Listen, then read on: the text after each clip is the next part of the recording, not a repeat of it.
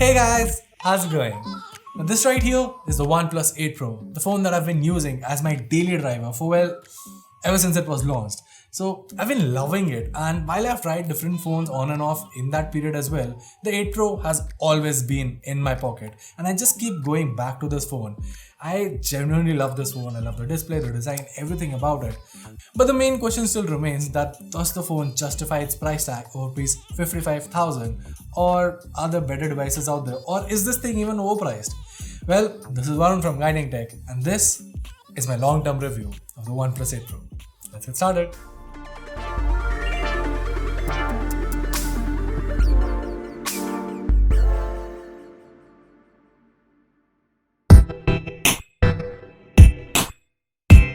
Okay, so let's start off with the design first. Honestly, I just love it. It feels that premium. I've said it before and I'll say it again, it genuinely feels like a premium design.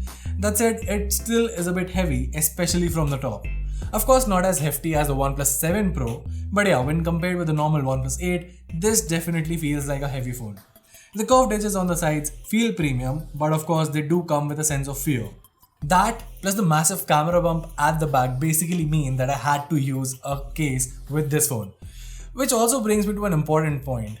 See, ever since the phone launched, while it's been a long time, you can't really find good cases for the OnePlus 8 Pro, especially from third-party retailers. As such, I had to use this blue sandstone case from OnePlus.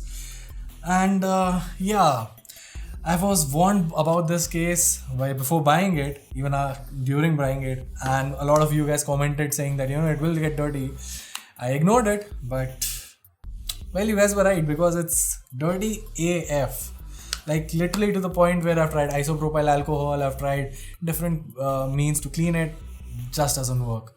So yeah, if you're someone like me who isn't that daring to use the phone naked and you're looking for a good case, well, there aren't a lot of good options out there. Now, apart from that, I think the in-hand feel is great of the OnePlus 8 Pro, and I feel that is one area where the curved edges come in handy. Pun intended, of course. Overall, I don't have any complaints with the design of the OnePlus 8 Pro, but I do have to say that if you want to compete with the Samsungs in that premium flagship space, you still need to do a little bit of work on your weight balancing. Because that is one thing where Samsung devices excel. The premium devices with that glass body and all the top of the line hardware still have a very lightweight design. So yeah, that is something that the OnePlus 8 Pro, or maybe basically the OnePlus 8T series, can work upon. Next up, there's the display, and boy do I love it. Quad HD at 120Hz without breaking a sweat. Everything feels super smooth and nice on this device. And the AMOLED panel is probably the best OnePlus has incorporated to date, and I chose because not only are the colors great and punchy on this, the panel can get quite bright as well. Now, while we're on the topic of display, let me just highlight this one thing. There was this controversy around the OnePlus 8 and the 8 Pro's display about that green tint and black crust problems. Well, I have a couple of things to say. One, I did not face any of those issues on my unit, thankfully. But even if you do, I just want to highlight the fact that those issues, those so-called issues, are just the natural nature of AMOLED displays. There's nothing wrong with it. It's just a certain condition that you have to push your device to achieve that kind of unfavorable condition. And to be very honest, most of you guys won't even notice that in day-to-day usage. I mean, I have watched Dark and Black Mirror on Netflix with the HDR10 Plus mode enabled on the OnePlus 8 Pro. All my apps are in the dark mode, and I've used this phone late at night. If you follow me on Twitter, I'm always up at 3-4 in the night and with the lowest brightness available, and trust me, I haven't noticed any issues whatsoever. Moving on, there's the camera of the device, and okay, so that is one thing about OnePlus devices that has always been the trait. The devices at the launch have a mediocre camera, and then OnePlus rolls out a lot of frequent updates and the camera works great, usually as compared to what it was at the launch date. With the OnePlus 8 Pro, the story is slightly different, which is the fact that even at the launch date, the camera on the 8 Pro was pretty good. With the new updates, the camera has become even better. And that is one of the biggest highlights of a long-term review, because OnePlus devices in the long term do work on their camera Slightly. I'll get to that point in a bit, but yeah, they do work on their camera and optimizing the overall experience to some extent. We've already done a couple of camera comparisons of the OnePlus 8 Pro with the iPhone 11 Pro and the Galaxy S20, the links to which will be in the description box. And I have to say, while the 8 Pro does not outrightly beat them, it definitely gives both the premium devices a run for their money. The camera on this is literally the best OnePlus has produced till date. It's not to say it's the best camera, but yeah, it's definitely the best that OnePlus has produced to date. Now coming back to the point where I said that OnePlus works a bit on optimizing the camera experience, well, not to a massive extent, but there's a bigger story around it. So obviously this is nothing confirmed and I don't have a real word on it, but this is my own personal take on this. Almost 60 to 70% of the users about OnePlus devices that I personally know of, and even that I've interacted with on forums and on communities and on Reddit, they all just resort to installing Gcam on their devices. Gcam on the OnePlus 8 Pro produces excellent results. I mean, it's comparable to the Pixel devices, if not better. And that is one important point. So if you're a company, like if you're someone working at OnePlus, you have this thing, instead of working on optimizing your camera, how about just making it more compatible with Gcam mods? So yeah. Next up, we have the software part, which is also one of the biggest and the most crucial aspects when talking about a long-term review of a phone. So at the time of shoot, we are in August and the phone is already in the August security patch. So that's great. The phone has also received a lot of security updates like I talked about, and the experience has been great so far. One of the biggest updates that I have to highlight though is the fact that the 8 Pro is also part of the Oxygen OS 11 beta. I recently installed it on my phone and while it's not completely stable, it's definitely great, and it also gives you an insight of what all to expect in the upcoming builds of Oxygen OS, which obviously the 8 Pro will receive. Speaking of Oxygen OS 11, I've already done a thorough video talking about all the new features introduced in the new Android 11 based Oxygen OS update. So yeah, the link to which will be in the description box below, or there's a card here. So yeah, ease of use, whatever you want to do, just check that video out, because trust me, for a OnePlus user, that is something to definitely know about. So yeah, in terms of software, everything with the 8 Pro has been good, and the future also looks quite promising, at least till the time the 8T series comes out, because then you know, the priority changes. Now moving on, we have the performance part, and let's just be honest, the 865 chipset is a beast. Yes, the ROG Phone 3 has the 865 Plus chipset, but unless you're super serious about mobile gaming, this chipset offers pretty much everything you need and then some. Day-to-day usage has been great on this phone. I've never noticed a lag whatsoever. The great RAM management is also there. There's also the optimized RAM boost feature inside the software. So yeah, multitasking is a easy task on the 8 Pro. I'm talking about installing more than 200 apps and not noticing any lag, and literally using all of my RAM available, because I have like way too many social media accounts and I just keep juggling between all of them while listening to Spotify or watching a YouTube video here and there with background play enabled, stuff like that. And obviously there is the gaming part. So gaming on the 8 Pro is great. The device doesn't heat that much, and yes, it does heat obviously, but it's nothing uncomfortable or anything. So yeah, that also is a great factor.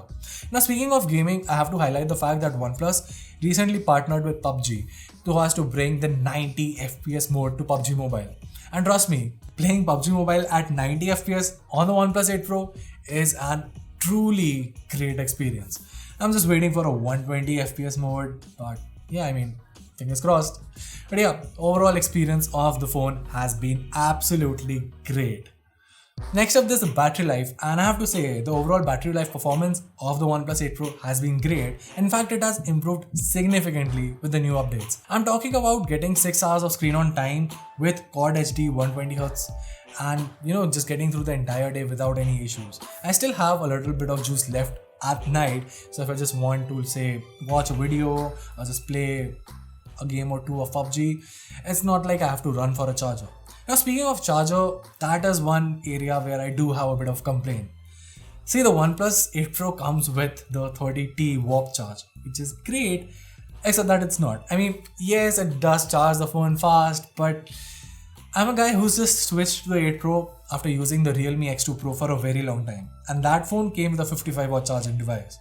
Now phones are even launching with 100 watt bricks, so That is something that OnePlus really needs to work on. Obviously, they can't change things with the 8 Pro, but yeah, at least with the 8T series, I just hope they make the jump to 55 or 60 watt charging, because trust me, with the way things are moving and the way technology is adapting, you need to give a better fast charging technology to your devices. And that shouldn't be an issue, considering all of these Chinese companies are just sister companies and they have this one single BBK parent company. So now another thing in terms of charging is the fact that the 8 Pro is the first OnePlus device to support wireless charging. And I know there's this debate about why you should go for wireless charging when wired charging is faster. OnePlus kind of ends that debate, considering that the wireless charger also comes with 30 watt fast charging, except that they did not provide us with a unit, nor was a unit available to purchase when the phone launched for a very long time. In fact, it just recently went up for sale on the OnePlus website. And while I haven't tried it out, I've been using the OnePlus 8 Pro with my AMX wireless charger. Things have been working fine. Obviously, it charges slowly because OnePlus will charge fast only with its proprietary charger. So yeah, that's a bit of a shaky experience, but trust me, I have to say this.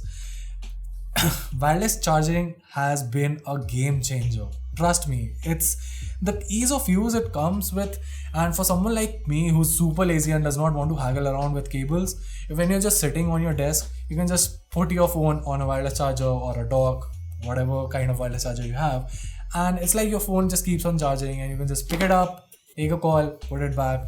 It's just overall quite easy. So yeah, wireless charging is not supposed to be faster, it's just supposed to be easier, and I think that's a good way of putting things about wireless charging. Trust me, if you ever get the chance to try out wireless charging, you will use it. So finally, the question is, does the 8 Pro justify its price tag? Well, the closest competitor to the 8 Pro is obviously the Mi 10, which I haven't got a chance to try out. But if I did, I think I would still pick the OnePlus 8 Pro because of that display and Oxygen OS. Not to say that MIUI is bad, but yeah, my personal preferences will make me slide to the Oxygen OS. And even as a critic, I think I feel safe in saying that Oxygen OS is, well, widely more preferable than MIUI. Now the other competitors are the ROG Phone 3, and it's a great phone, no doubt. It's a great phone, and we all at Guiding Tech loved it. But I still get that feeling with that phone is that it's just meant for the pure enthusiast. Like, okay, if I was using the ROG Phone 3, I would be happy. If you guys were using it and if you are a gamer, you'd be happy. But for a normal user, probably not that much. What OnePlus has done is that it has carved that image of offering that premium features while being an enthusiastic device. So what happens is that any normal business user or even normal kids going to college and everyone, they look at the OnePlus phone and they get that premium feel, but the design is something that everyone can relate to. So yeah, that is one factor where I feel the OnePlus manages to beat the ROG. The design looks like a premium phone rather than a gaming phone. Then you have the other competitors like the Samsung Galaxy S20 series, and if I had the money, yeah, I would buy the S20 series.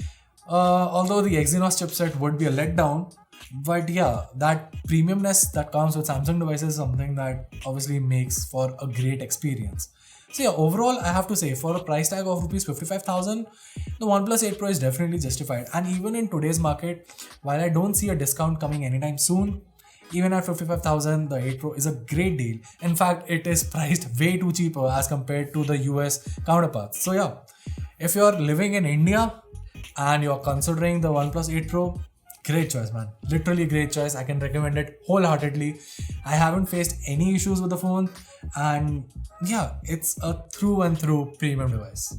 If you liked my long-term review of the OnePlus 8 Pro and would like to see more videos of these kinds, make sure to give this video a thumbs up and subscribe to our channel for more awesome tech content. Also, we have done a lot of videos around the OnePlus 8, 8 Pro and the whole OnePlus family, the links to which will be in the description box. So yeah, make sure to check them out as well. Till then, this is Varun from Guiding Tech, and I'll see you in the next one.